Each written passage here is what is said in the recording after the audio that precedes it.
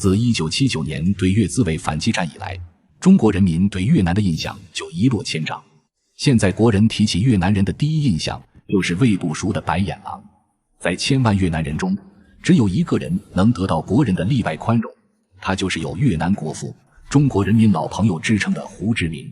很多人在提到这位老先生的时候都深感惋惜，要是老爷子多活几年，中越关系也不至于如此。真的是这样吗？大家不知道的是，这位老爷子曾经说过一句名言：宁闻5年法国屁，不吃一辈子中国屎。为什么这位跟我党领导人有深厚交情，有中国人民老朋友之称的越南国父会说出这种话呢？1890年，胡志明出生于越南义安省南坛县的一个普通知识分子家庭，本名阮必成。胡志明出生的时候，越南正处于最后一个封建王朝阮朝的统治时期。彼时的越南虽然还保持名义上的独立，但是整个国家上上下下都已经被法国人全方位渗透控制，越南政权早已名存实亡。而越南之所以落到这个地步，完全是咎由自取。1840年，鸦片战争中国败于英国之手后，越南统治者惊叹于西方列强的船坚炮利，竟动起了歪心思，企图借助他们的力量摆脱清王朝对越南的控制。他们竟然主动引狼入室，把法国人给招了进来，却不曾想请神容易送神难。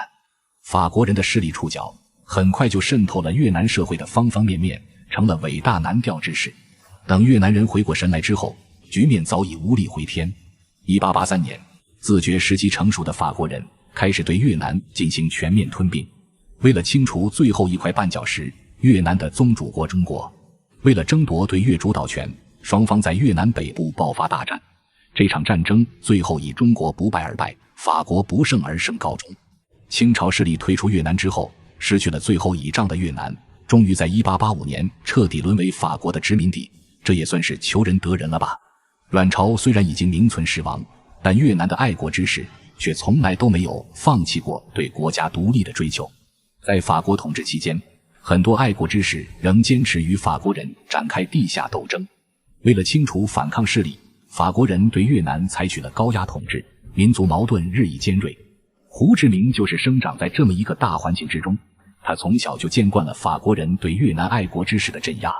他年纪轻轻就立下了驱逐法虏、恢复越南的志向。为此，他改名为胡志明，以明志向。1905年，还在上中学的胡志明就投身到了越南的独立战争之中，时常以学生的身份做掩护，为爱国之士传递情报。可是随着年岁渐长，胡志明却产生了一个疑问：越南到底该走什么样的道路呢？当时的越南反抗人士分属不同的组织，没有统一的纲领，如同一盘散沙，单纯就是为了反抗而反抗，这样的队伍注定是不能成气候的。随着时间的推移，在法国的强力镇压下，这些反抗的声音日渐式微。越南想要自强，就必须要走出一条全新的道路。当时越南国内有2种主张，一种主张学习中国师夷长技以制夷，另一种则主张学习日本的明治维新，进行彻底的政治变革。说这些话的人显然还没有看清楚局势。越南政府早就已经名存实亡了，师夷长技也好，明治维新也罢，都不是一个傀儡政权能够做得了的。为了寻求救国良方，胡志明在1911年离开了越南，到欧洲、非洲、美洲等地求学游历。在游学期间，他见识到了殖民地人民被压迫的惨状，也目睹西方国家工人阶级与资本家的激烈斗争。同时，他也见识到了西方国家，尤其是宗主国法国的强大。见识到了法兰西的强大之后，胡志明开始形成了自己的救国路线。他认为，单靠越南反抗运动的那几条鸟枪是推翻不了强大的法地的。越南想要获得独立，必须得要依靠外力。这也成了日后胡志明领导越南独立运动的纲领。胡志明后来能够功成名就，成为越南人所共尊的国父，很大程度上就是得益于这个办法。而他后来之所以被架空夺权，也是因为他太过依赖这个办法，可谓是成也萧何，败也萧何。确定了目标之后，胡志明说干就干。他选择的第一个依靠对象是美国总统威尔逊。一战之后，美国在世界上的话语权得到极大的提升，而这个威尔逊又是个理想主义者。在战后，威尔逊提出了一个民族平等的原则，广受中小国家的欢迎。像中国、越南这些被殖民国家对美国抱以不切实际的期待，认为强大的美国人会帮他们主持公道，获得独立。当时的胡志明还很年轻，居然就信了这套鬼话。他组织了一批爱国者到巴黎和会去呼吁列强允许越南独立。殊不知这巴黎和会根本就不是什么正义审判，而是分赃大会。会议的结果让所有对美国寄予希望的国家都大失所望，中国这边更是心理落差太大，直接爆发了五四运动。经此一事，胡志明则彻底对西方死心，开始寻求别的大腿。10月革命之后，共产主义思想在欧洲广为流传。胡志明在接触到这种思想之后，就对共产主义和列宁式政党的组织模式深为折服，从此下定决心要走共产主义的道路来换取越南独立，并于1920年正式加入了越南共产党。综上所述，我们不难发现，在胡志明眼里，争取越南的民族独立是革命第一目的，而所谓的共产党，所谓的共产主义，都只不过是用来争取独立的工具而已。也就是说，他的真实目的并不是像中共那样要推翻压迫、铲除剥削。所以从胡志明这里就已经决定了越共和中共之间是断然不可能善终的，不能把责任都推给李隼。为什么这么说呢？因为民族主义者普遍讲究的是民族平等，有些激进的民族主义者甚至要一个民族凌驾于另外一个民族之上，反正没有哪个民族主义者会主张自己的民族虚居人下的。至于中国跟越南过去是什么关系，大家都是知道的。这种经历在民族主义者眼里简直就是奇耻大辱啊！所以无论是朝鲜、韩国还是越南，这些曾经的藩属国独立之后，第一件事就是要清除中国的影响力，甚至不惜要篡改历史，歪曲本国在历史上跟中国之间的关系。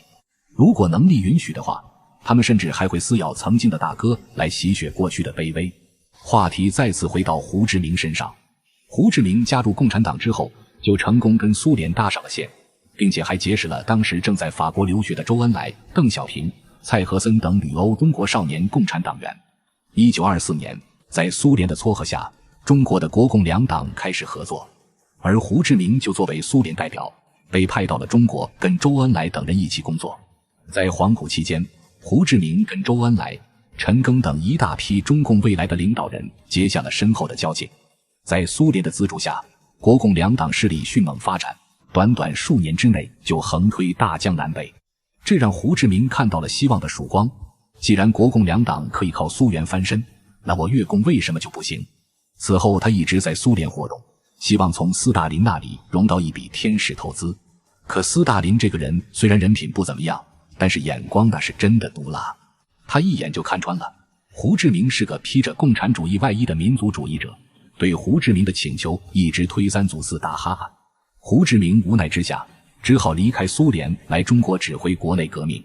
胡志明在中国工作了将近20年时间，比在越南本土还要长。在这期间，他还收到了来自蒋介石的恶意。老蒋这辈子最听不得共产党3个字，听说胡志明居然敢在自己的地盘上开张，当即就派人逮捕了他。胡志明被关了2年之后，在1943年被地下党营救出狱。因为这2年时间的牢狱之灾，胡志明对国民党政府的印象恶劣到极致，这也是为什么他后来那么抗拒国民党统治越南的原因之一。出狱之后，胡志明回到国内继续领导独立运动。1945年日本投降，越共靠着近水楼台先得月的优势占领了越南全境，胡志明于次年被推举为国家主席。可是越共这次独立是不被国际上所承认的，美国人觉得越共在抗日时没有寸尺之功，而且还是个共产党政权，于是就把越南的受降权划分给了国民党政府。而法国人则觉得越南是我的故土呀，先前被日本人非法侵占，现在不应该还给我吗？战后三方势力齐聚越南，开始新一轮的角逐。这剧本跟1884年简直如出一辙。不同的是，这时候的法国人已经衰落，连国民党军都打不过，双方刚一交手，法国就大败亏输。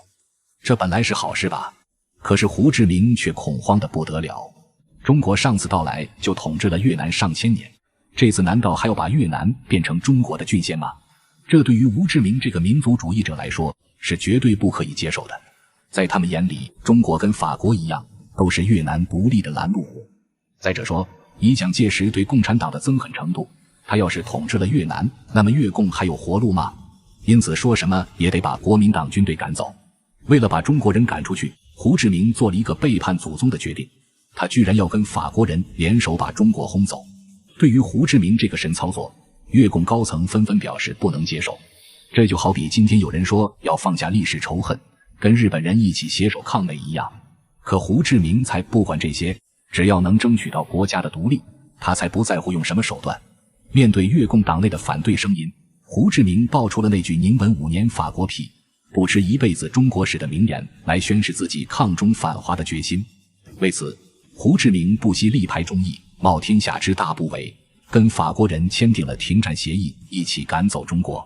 不久之后，国共内战爆发，蒋介石无暇他顾，主动把驻扎在越南的国军给撤了回来。国民党军一撤，法越双方转身就撕毁了停战协议，干了起来。越共号称有100万大军，但在法国10万正规军面前，却被打得丢盔卸甲，仓皇逃窜，一路退到中越交界的山区地带，苟延残喘。1949年解放战争胜利之后，胡志明就利用他在中国过去积累的人脉，从中共这里融到了他心心念念的国际投资。在中国的帮助下，越南军队鸟枪换炮，脱胎换骨，短短5年的时间就反败为胜，把法国人给赶到北纬17度线以南。1954年，5常国家在瑞士日内瓦召开会议，划分势力范围。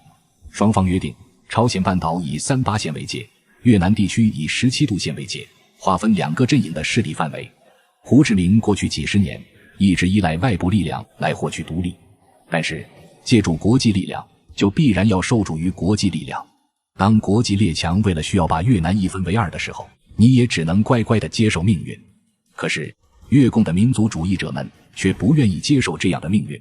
日内瓦会议的结果让他们大为恼怒，越共决定依靠自己的力量完成国家统一，抛弃了胡志明路线。主张独立自主的南方派领导人李隼上台，李隼的独立自主路线在党内广受欢迎，原先支持胡志明国际路线的人也纷纷倒向了他。领导人的权力来自于下属的支持，下属不支持你，你的名分再高也是徒有虚名。至此，胡志明的政治生命彻底结束。最后说说胡志明这个人吧，虽然作为一个中国人，笔者对他的行为非常反感，但实事求是地说，他是一个了不起的民族英雄。如果没有他的努力，越南的独立运动根本不可能成长起来，李隼等人的独立自主就是一个笑话。